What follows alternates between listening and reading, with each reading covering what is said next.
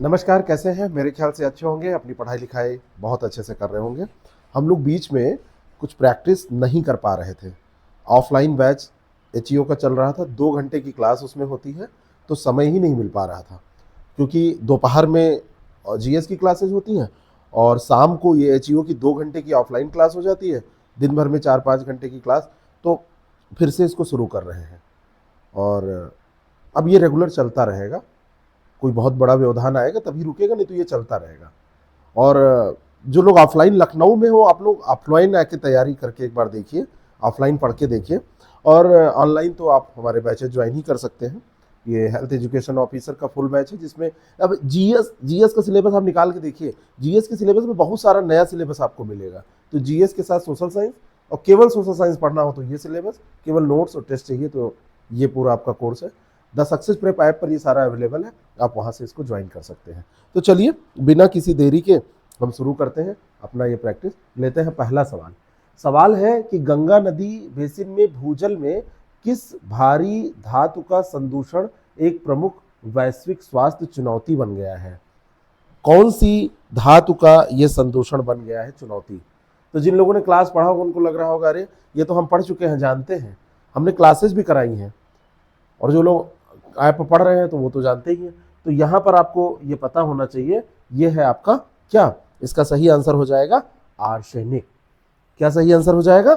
Arsenic सही answer हो जाएगा।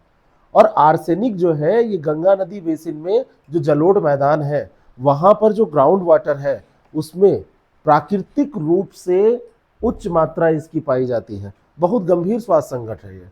और 1960 के दशक में डब्ल्यूएचओ और यूनिसेफ ने सतही जल के बजाय भूजल के उपयोग की सिफारिश की थी। और जब भूजल के उपयोग की सिफारिश की, लोगों ने भूजल का उपयोग करना शुरू किया, तो वहां पे आर्सेनिक आ बैठा। और आर्सेनिक सूक्ष्म जीव विज्ञानी और रासायनिक गिरावट के प्रति अत्यधिक प्रतिरोधी है, ये भी जानिएगा। और आर्सेनिक के लगातार संपर्क से, कंटेमिनेशन अगर इसका हो गया है, तो आपको डर्मेटोसिस और कैंसर जैसी गंभीर बीमारियां सुनने को मिलेंगी। कैंसर जनी है ये, और ये डर्मेटोसिस ये त्वचा विकार से संबंधित है ना। और पुरानी आर्सेनिक विषाक्तता का कोई ज्ञात अभी इलाज नहीं है। अगर आपसे कहा जाता है इसका कोई इलाज है, तो इसका भी कोई ज्ञात इलाज नहीं है। अगर पुरानी विषाक्तता हो जाती है, शुरुआती दौर में तो रोका जा सकता है, लेकिन पुरानी विषाक्तता को नहीं रोका जा सकता है। तो ये समझिएगा इसको। अगला एक प्रश्न आपके सामने है, सूची को सुमेलित करना है। आर्सेनिक संदूषण, जल जमाव, तराई क्षेत्र, शहरी पर्यावरण, कहाँ पर कौन सी समस्याएं हैं, ये आपसे पूछा जा रहा है। तो कौन सी समस्याएं कहाँ पर हैं, इसके बारे में देखिए। अब देखिए, आर्सेनिक संदूषण से क्या हो जाएगा? ये डर्मेटोसिस हो जाएगा। जहां जल जमाव होगा वहां हैजा फैलेगा। तराई क्षेत्रों में आपको गोरखपुर, बार बार मैं बताता रहता हूं, गोरखपुर में क्या हो जाएगा? गोरखपुर में आपको जेई का संकट आपको मिलेगा। और शहरी पर्यावरण की बात करें तो ये अस्थमा वहां पर सबसे, क्योंकि वायु प्रदूषण होता है, और वायु प्रदूषण के कारण अस्थमा जैसे विकार बहुत आसानी से हो जाते हैं, बहुत समस्याएं होती है। तो 1 2 3 4 इसका सही सुमेलन हो जाएगा। अब इसको, जैसे ऐसे बहुत सारे सवाल हैं जो आपसे पूछे जा सकते हैं। अब गंगा बेसिन में आर्सेनिक संदूषण है, डर्मेटोसिस का बहुत महत्वपूर्ण कारक है ये। और बाढ़ और जल जमाव वाले क्षेत्रों में हैजा के साथ साथ टाइफाइड, ये बहुत बड़ी समस्या है, ये बीमारियां होती हैं। एंसेफेलाइटिस जो है, जापानी एंसेफेलाइटिस, गोरखपुर, सिद्धार्थनगर, पूरी तराई बेल्ट, ये ज़्यादा इफेक्टिव, गोरखपुर इसका गढ़ माना जाता है। और शहरी वायु प्रदूषण, सघन पर्यावरण अस्थमा जैसी श्वसन संबंधी बीमारियों को जन्म देता है। आप सोचिए वहां पे कितना ज्यादा प्रदूषण है। दिल्ली में आप जाइए, दिल्ली के प्रदूषण के लेवल को देखिए, वहां पर कितनी ज्यादा समस्याएं होती हैं आपको। ठंडक के महीने में आप जाएंगे, सांस नहीं ले पाएंगे, बहुत बड़ी समस्या हो जाती है। बात समझ में आई? तो ये समझिएगा इसको। अगला प्रश्न है, जेई मुख्य रूप से किस मच्छर द्वारा फैलता है? कितना सरल प्रश्न है। कुछ कुछ प्रश्न इतने गऊ टाइप के होते हैं, बिल्कुल सरल से प्रश्न होते हैं। तो कौन से मच्छर के द्वारा ये फैलता है जेई? बताइए, कितना बढ़िया प्रश्न है। एडीज एजिप्टी, एनाफ्लीज, क्यूलेक्स ट्रिटेन्योरिंचस, और यह है मैंसोनिया। इसका सही आंसर क्या हो जाएगा? जापानी एंसेफ्लाइटिस, आप क्यूलेक्स तो जानते हैं, लेकिन क्यूलेक्स के आगे ये ट्रिटेनी ओरिएंचस अगर लगा दिया जाए तो जापानी जो इंसेफ्लाइटिस है, जापानी इंसेफ्लाइटिस एक वायरल बीमारी होती है, सबसे पहले ये ध्यान रखिएगा। और ये फ्लेवी वायरस के कारण फैलती है। किसके कारण? फ्लेवी वायरस के कारण फैलती है। जापानी इंसेफ्लाइटिस एक वायरल बीमारी होती है। कैसी बीमारी होती है?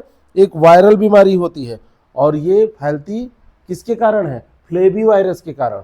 और इसका जो मुख्य वाहक होता है, कैरियर होता है, जो लेके जाता है, जो पहुंचा देता है, ये क्यूलेक्स ट्रिटेनी ओरिएंचस मच्छर है। और ये धान के खेतों में प्रजनन करता है, जहां पर सुअर के बाड़े पाए जाते हैं।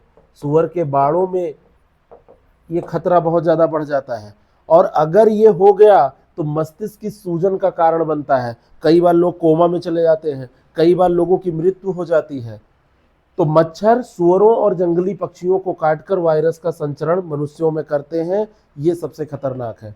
जो उत्तर प्रदेश का पूर्वी क्षेत्र है, तराई बेल्ट है, गोरखपुर के आसपास का एरिया है, बार बार मैं बता रहा हूँ, इसको ध्यान रखिएगा, भौगोलिक केंद्र इसका रहा है।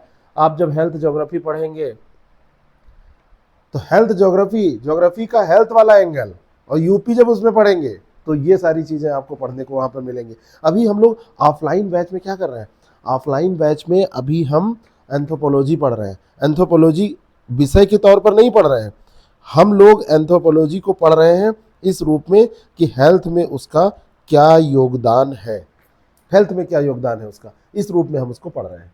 अगला प्रश्न है, मानव विज्ञान मुख्य रूप से आधुनिक और शहरीकृत समाजों के सांख्यिकीय रुझानों का अध्ययन करता है।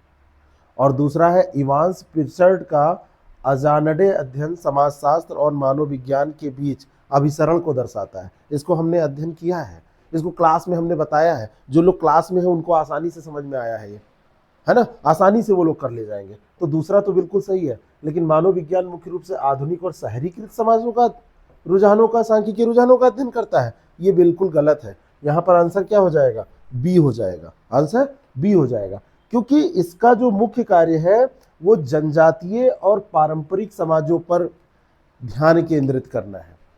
मानव विज्ञान मुख्य रूप से छोटे स्केल पर, स्मॉल स्केल पर, जो ट्राइबल ग्रुप्स है, जो ट्रेडिशनल सोसाइटीज हैं, उन पर ध्यान केंद्रित करता है। और आधुनिक और औद्योगिक समाजों के सांख्यिकीय रुझानों का अध्ययन समाज शास्त्र करता है। दूसरा सवाल यहां तैयार हुआ आपका, आधुनिक जो समाज है, औद्योगिक समाज है, शहरी समाज है, उसका अध्ययन कौन करता है? सोशियोलॉजी करता है। इवांस प्रिचर्ड का अजानडे अध्ययन जो है, अजानडे अध्ययन समाजशास्त्र और मानव विज्ञान के जुड़ाव का एक महत्वपूर्ण उदाहरण है। दोनों से जुड़ा हुआ है, और मानव विज्ञान और इतिहास के बीच की कड़ी क्लिफोर्ड गीट्स के गहन विवरण के विचारों से प्रभावित हुई थी। ये फैक्ट याद रखिएगा। और मनोविज्ञान एनकल्चरेशन की प्रक्रिया के माध्यम से मानव विज्ञान से निकटता से जुड़ता है। अब क्लास में आपको पता चलेगा कि एनकल्चरेशन वास्तव में है क्या। अगर आपसे पूछ लिया जाए कि एनकल्चरेशन क्या है तो आप क्या बताएंगे? समझिए बात को, एनकल्चरेशन अगर आपसे पूछ लिया जाए तो आप क्या बताएंगे? इसीलिए चीज़ों को डीप में पढ़िए, है ना। कोई बताइए एनकल्चरेशन वास्तव में है क्या? जैसे ये टर्मिनोलॉजी है, अब आप इसके बारे में क्या जानते हैं, क्या समझते हैं इससे, बताइए, है ना। कहीं पर ये क्लास लाइव जा रही है तो इसीलिए वो बीच बीच में मैसेज देखने पड़ते हैं। बताइए एनकल्चरेशन क्या है? नहीं है तो ढूंढ के हमको बताइएगा। एक कथन कारण का प्रश्न है, बच्चे बिना किसी स्पष्ट निर्देश के भी स्वास्थ्य संवर्धन व्यवहारों को आत्मसात कर लेते हैं। दूसरा है, अल्बर्ट बंडूरा के अनुसार मानव व्यवहार का एक बड़ा हिस्सा प्रत्यक्ष अनुभव के बजाय दूसरों के व्यवहार का अवलोकन करने से सीखा जाता है। आप हर चीज का अनुभव नहीं कर सकते। किसी को डायबिटीज है तो कोई जरूरी नहीं कि डायबिटीज के कष्ट को समझने के लिए आपको डायबिटीज पहले खुद में लाना पड़े। आप उनसे पूछ कर भी जान सकते हैं। किसी की टांग टूट गई है, कोई गिर गया है, चोट लग गई है, किसी को तमाचा मारा है, किसी ने किसी की सुताई हुई है, धुनाई हुई है, कोई खुश है, कोई दुखी है, एक घटना किसी को खुश कर रही है, तो ये आप दूसरों से भी जान सकते हैं। अवलोकन करिए। तो बच्चे बिना किसी स्पष्ट निर्देश के भी स्वास्थ्य संवर्धन व्यवहारों को ऐसे ही आत्मसात कर लेते हैं। बातें दोनों सही है और व्याख्या भी ऐसे ही हो रहा है। बातें दोनों सही है और व्याख्या भी हो रही है। क्यों? क्योंकि ऐसा होता है ना। अब अगर ऐसा होता है तो एक नाम भी इसमें ध्यान दीजिए, वो नाम है अल्बर्ट बंडूरा। इन्होंने सामाजिक संज्ञानात्मक सिद्धांत के माध्यम से अवलोकनात्मक सीखने, मॉडलिंग पर जोर दिया कि आप जब कोई चीज देखते हैं, सुनते हैं, समझते हैं, दूसरों को ऐसा व्यवहार करते देखते हैं तो आप सीख जाते हैं। और बच्चे अक्सर अपने माता पिता से, चाहे योग की बात करें, चाहे आहार की बात करें, चाहे तनाव प्रबंधन की बात करें, इनकी नकल करते हैं। और मानव व्यवहार का अधिकांश भाग दूसरों को पुरस्कृत या दंडित होते देखकर ही सीखा जाता है। चोरी करना पाप है, चोरी करोगे, डाका डालोगे, किसी की हत्या करोगे तो जेल हो जाएगी, तो जेल जाके देखने की जरूरत नहीं है। और ये सिद्धांत स्वास्थ्य संवर्धन व्यवहारों को विकसित करने का भी एक बहुत अच्छा माध्यम, प्रभावी माध्यम साबित हो जाता है। अगर किसी को ये व्यवहार दिखाया जाए बचपन से, जैसे स्कूल में बच्चों की जो स्वच्छता की आदतें डाली जाती हैं, स्कूल में बच्चों को जो ये सारी चीजें पढ़ाई लिखाई जाती हैं, उनके साथ साथ जो नैतिक शिक्षा दी जाती है, वो बहुत काम की होती है, बहुत ज्यादा काम की होती है। क्यों? क्योंकि बच्चा उनको आत्मसात कर लेता है इस रूप में कि ये हमको मानना ही है, नहीं मानेंगे तो पाप पड़ेगा, नहीं मानेंगे तो हमारे गुरुजी रूठ जाएंगे। बात समझे? तो इनका उपयोग हो सकता है। POX पॉक्स मॉडल जो संतुलन के सिद्धांत पर आधारित है, किसके द्वारा विकसित किया गया है? अब कुछ सवाल ऐसे भी, एक विवाह ऐसा भी, तो कुछ सवाल ऐसे भी। क्यों ऐसे सवाल? क्योंकि ऐसे सवाल इन लोगों के योगदान को याद करते हैं। एक थे फिट्ज हाइडर। तो फिट्ज हाइडर ने पॉक्स मॉडल, ये संतुलन के सिद्धांत पर आधारित है, इसको विकसित किया। क्या है ये संतुलन सिद्धांत? को ही पॉक्स मॉडल के नाम से जाना जाता है। इसमें P फॉर होता है पर्सन, O फॉर होता है अदर पर्सन, और X फॉर वह वस्तु जिसके प्रति मनोवृत्ति रखी जाती है, उसको X मानते हैं। और हमारा जो मस्तिष्क है, ये माना गया इस मॉडल में कि इन तीन तत्वों के बीच सुसंगत और संतुलित संबंध बनाना चाहता है। हमारा जो मस्तिष्क है, इन्हीं के बीच में, यानी कि व्यक्ति, दूसरे व्यक्ति और वह वस्तु जिसके प्रति मनोवृत्ति रखी जाती है, उसके बीच संतुलन बनाने की कोशिश करता है। यही फिट्ज हाइडर का पॉक्स मॉडल है। और यदि कोई मरीज अपने डॉक्टर का सम्मान करता है, तो डॉक्टर द्वारा दिए गए जो सुझाव है, जो निर्देश है, उनका सकारात्मक रूप से पालन करता है, उनको अपना लेता है, उनके सुझावों को भी सकारात्मक रूप से अपना लेता है। दवाएं जल्दी फायदा करने लगती हैं। और बहुत बार अरे इसको क्या आता है, नहीं थोड़ा ये पागल है, ये पढ़ा लिखा डॉक्टर, ये कोई किसी काम का नहीं है, हटाओ दवाई नहीं खाएंगे हम, इस तरीके से करता है, तो उसको दवा नहीं फायदा करेगी। और कई बार तो यकीन जब करते हैं आप, तो फायदा होता है। जैसे आप मुझ पर यकीन कर रहे हैं कि ये जो पढ़ाएंगे तो उसमें से क्वेश्चन आएंगे, तो आप अच्छे से पढ़ेंगे भी। इनको क्या आता है यार, बहुत ऐसे बहुत सारे लोग हैं पढ़ाया करते हैं। अरे तो भाई ठीक है, बहुत सारे लोग होंगे समझ रहे हैं ना? तो ये मॉडल चिकित्सा के क्षेत्र में डॉक्टर और मरीज के सफल संबंधों की व्याख्या करने के लिए उपयोगी है। तो आपसे सुमेलित करने में सवाल पूछा जाएगा पॉक्स मॉडल, तो आप कहेंगे डॉक्टर और मरीज के संबंध। बात समझ में आई? आगे बढ़ते हैं। लिस्ट को सुमेलित करना है। प्रायोगिक अनुसंधान, सर्वेक्षण अनुसंधान, केस अध्ययन, नैदानिक अध्ययन। प्रायोगिक अनुसंधान में क्या किया जाता है, जरा एक आप सुमेलित करके हमको दिखाइए।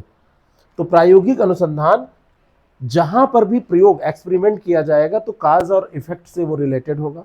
सर्वेक्षण अनुसंधान, सेल्फ रिपोर्ट क्वेश्चनेयर इसमें तैयार किया जाएगा। जब सर्वेक्षण आप सर्वे करेंगे। और दुर्लभ बीमारियों का विस्तृत विवरण, ये केस स्टडी से आएगा। और जो क्लिनिकल स्टडी है, नैदानिक अध्ययन है, ये मानव विषयों पर चिकित्सा परीक्षण होता है। तो 1 2 3 4, माता जी की जय जयकार, ये 1 2 3 4 इसका सही आंसर हो जाएगा। एक बार फिर से रिवाइज करिए, जैसे जयकारा लगाते हैं ना, वैसे जयकारा जयकारा शेरा वाली का जयकारा। ऐसे ही क्वेश्चन आपके लिए बिल्कुल देवी देवता की तरह है। प्रायोगिक अनुसंधान एकमात्र ऐसी विधि है जो दो चरों के बीच कारण और प्रभाव के संबंधों को बताती है। दो वेरिएबल्स होते हैं, दो चर होते हैं, उनमें चेंज भी किया जाता है, और उस हिसाब से प्रायोगिक अनुसंधान में रिजल्ट लाए जाते हैं। क्लास में मिले वहां बताएंगे। सर्वेक्षण में बड़ी आबादी की राय और व्यवहार को स्व रिपोर्ट प्रश्नावली के माध्यम से कलेक्ट किया जाता है, लोगों से क्वेश्चन बना के पूछा जाता है। और केस अध्ययन विधि दुर्लभ बीमारी या विशिष्ट स्थितियों का गहन और विस्तृत विश्लेषण करती है। केस स्टडी में यही किया जाएगा ना। और क्लिनिकल स्टडी नैदानिक अध्ययन मुख्य रूप से चिकित्सा सेटिंग में नई दवाओं या उपचारों के परीक्षण के लिए होते हैं। नई दवा आई तो उसको चेक करके देखा जाता है, पहले तो जानवरों पर टेस्टिंग की जाती है और जानवरों पर टेस्टिंग करने के बाद में फिर धीरे धीरे मनुष्यों पर। एक पूरी सीरीज इसमें बनी है कि कई बार लोगों की जिंदगियां खराब हो जाती हैं, उसके बैड इफेक्ट पड़ते हैं क्योंकि शुरू में पता नहीं होता है, अभी परीक्षण चल रहा है। तो ये सब शोध विधियां हैं, इन शोध विधियों पर सवाल आपसे पूछे जाएंगे। अगला सवाल है, गॉफमैन के अनुसार लांछन लक्षणों में अंतर्निहित बुराई के बजाय एक नकारात्मक लेबल है। और दूसरा स्टेटमेंट है, अप्रत्यक्ष रूप से कलंकित लोगों का लांछन मुख्य रूप से छुपाने योग्य होता है। बताइए दोनों में से कौन सा स्टेटमेंट सही है? गॉफमैन का पूरा नाम किसी को पता है? इनका पूरा नाम था एर्विंग गॉफमैन। एर्विंग गॉफमैन ने कहा लांछन लक्षणों में अंतर्निहित बुराई के बजाय एक नकारात्मक लेबल है। पहला तो सही है। दूसरा है कि अप्रत्यक्ष रूप से कलंकित लोगों का लांछन मुख्य रूप से छुपाने योग्य होता है। किस रूप में होता है? छुपाने योग्य होता है। ये बात भी सही है, दोनों की दोनों बातें सही हैं। समझिए, इसको समझना पड़ेगा। 1963 की बात है, इन्होंने स्टिग्मा का मतलब होता है लांछन की अवधारणा दी थी। ये सामाजिक प्रतिक्रियाओं पर आधारित थी ये अवधारणा, और इसमें कहा गया कि लांछन व्यक्ति के गुणों में नहीं बल्कि समाज द्वारा लगाए गए नकारात्मक लेबल में होता है। इसका गुण से कोई मतलब नहीं है, किसी ने लांछन लगाया है और वो है समाज ने लगाया है। और प्रत्यक्ष रूप से जो कलंकित व्यक्ति है, ये वे लोग हैं जिनकी विकलांगता या लक्षण स्पष्ट रूप से दिखाई देने लगती है। अगर न जान पाए, दिखाई न दे, तो जैसे किसी को मानसिक विकार है और कोई वो जानता ही नहीं उसके बारे में, तो वो पगलू नहीं है, और अगर जान गया तो कहेंगे कि पगलू है। तो ये समाज के द्वारा लगाया था। एक विकलांगता, एक दिव्यांगता उसकी जब प्रतिलक्षित हो गई तो उसको मान लिया गया, समाज ने उसको लगा दिया। तो अप्रत्यक्ष रूप से जो कलंकित है वो ये है जिनकी स्थिति छुपाई जा सकती है, जैसे HIV या मानसिक स्वास्थ्य की स्थिति। और इसी डर के मारे पूर्वाग्रह उनके अंदर रहता है कि अगर दिखा दिए तो समाज हमारा बाइकाट कर देगा, दिक्कत हो जाएगी। इसी कारण से कई बार लोग ये सब छुपा लेते हैं। और लांछन का डर मरीजों के उपचार के लिए बड़ी दिक्कत पैदा कर देता है। मरीजों को समय पर उपचार नहीं मिल पाता है, उससे रोक देता है। बात समझिए। तो ये समाज लगाता है लांछन। चलिए एक सवाल और करते हैं। नामकरण सिद्धांत, लेबलिंग थ्योरी 1960 के दशक में किन समाजशास्त्रियों के द्वारा विकसित की गई? Harvard Becker and Edwin Lever, Leon Festinger and Skinner, Daniel Kout and Heider, Karl Marx और नवारो। बताइए, आंसर करिए। तो ये है हार्वर्ड बेकर और एडविन लेमर्ट। इसका आंसर क्या हो जाएगा? हार्वर्ड बेकर और एडविन लेमर्ट, इनके द्वारा इसको विकसित किया गया था। बेकर और लेमर्ट। नामकरण का सिद्धांत प्रतीकात्मक अंतःक्रियावाद की परंपरा से निकला हुआ है। इनकी एक किताब है बेकर की, आउटसाइडर। इसमें इस सिद्धांत की इन्होंने व्यापक व्याख्या की, और इसमें इन्होंने कहा कि जो विचलन है, डेवियंस है, ये किसी कृत्य में नहीं बल्कि समाज की प्रक्रिया में होता है। और एक बार जब किसी व्यक्ति को विचलित लेबल दे दिया जाता है तो वह उसी भूमिका को अपना सकता है। स्वपूर्ण भविष्यवाणी हो जाती है वो, उसको विचलित लेबल दे दिया गया, उसके ऊपर ठप्पा लगा दिया गया। और ये सिद्धांत आपराधिक न्याय और मानसिक स्वास्थ्य प्रणालियों के विश्लेषण में बहुत महत्वपूर्ण है। बात समझ में आई? बहुत महत्वपूर्ण है। एक सवाल और, अंतिम सवाल है, किस समाजशास्त्री ने नामकरण के सिद्धांत को विशेष रूप से मानसिक रूप से बीमार लोगों पर लागू किया? किस पर लागू किया? मानसिक रूप से बीमार लोगों पर लागू किया। किसने ऐसा किया था? तो ये थे थॉमस जे सेफ। कौन है? Thomas J safe. मानसिक रूप से विकलांग लोगों पर इसको इन्होंने लागू कर दिया था। ये समाजशास्त्री, इन्होंने तर्क दिया कि मानसिक बीमारी अक्सर समाज द्वारा लेबल किए गए व्यवहार का परिणाम होती है। तो थॉमस जे सेफ कहते हैं कि ये जो लेबलिंग थ्योरी है ये मानसिक बीमारियों में बड़ी काम की है। लेबल तो यहीं से लगाया जाता है। और जो व्यवहार सांस्कृतिक मानदंडों से विचलित होते हैं उन्हें अक्सर मानसिक रोग का नाम दे दिया जाता है। सांस्कृतिक मानदंडों से जो व्यवहार विचलित होते हैं, और ये बीमारी सामाजिक निर्माण का एक प्रमुख उदाहरण है ना, प्रमुख उदाहरण है। और अंतःक्रियावादी दृष्टिकोण बड़े सिद्धांतों के बजाय सूक्ष्म सामाजिक संबंधों पर ध्यान केंद्रित करता है, बड़े बड़े उस पे नहीं। अंतःक्रियावादी क्या करते हैं, ये दृष्टिकोण क्या है कि बड़े सिद्धांत नहीं, हम छोटे लेवल पे काम करेंगे, क्योंकि छोटी चीजों से लोगों की समस्याओं को ज्यादा अच्छे से समझा जा सकता है। और ये समाजशास्त्रीय दृष्टिकोण जो चिकित्सा पेशेवर हैं, मेडिकल जो प्रोफेशनल है ना, उनके पास मौजूद लेबल लगाने की शक्ति की आलोचना करता है। जैसे कोई डॉक्टर किसी को कह दिया कि इनको ये ऐसा है, ये तो इनके मानसिक विकार है, तो इसकी ये आलोचना करता है समाजशास्त्रीय दृष्टिकोण। ये कहता है कि ऐसे ऐसे कैसे लेबल लगा सकते हैं। ठीक है, उनको पावर मिला है, डॉक्टर को बीमारी डिक्लेयर करने का पावर समाज ने दे रखा है, क्योंकि उनके पास नॉलेज है। और इसी कारण से जब आपको छुट्टी भी चाहिए होती है, आप सरकारी महकमे में काम कर रहे हैं, तो डॉक्टर से लिखवाना पड़ता है, क्योंकि उन्हीं को अधिकार है। तो ये तो रहा आज का डिस्कशन। बाकी आप हमारे साथ पढ़ना चाहते हैं पूरा सिलेबस, सोशल साइंस, जीएस, पूरा जीएस में भी काफ़ी चैलेंज है, तो ये ऐप आप डाउनलोड करिए, the success prep app, link नीचे डिस्क्रिप्शन में दिया है। इसमें केवल नोट्स और टेस्ट आपको मिलेगा, इसमें केवल सोशल साइंस नोट्स और क्लास के साथ, और इसमें पूरा जीएस समग्र तैयारी पूरे टेस्ट सीरीज के साथ। आप चाहिए तो इसको ज्वाइन करके तैयारी करिए। मिलते हैं फिर नेक्स्ट क्लास में। Thank you so much.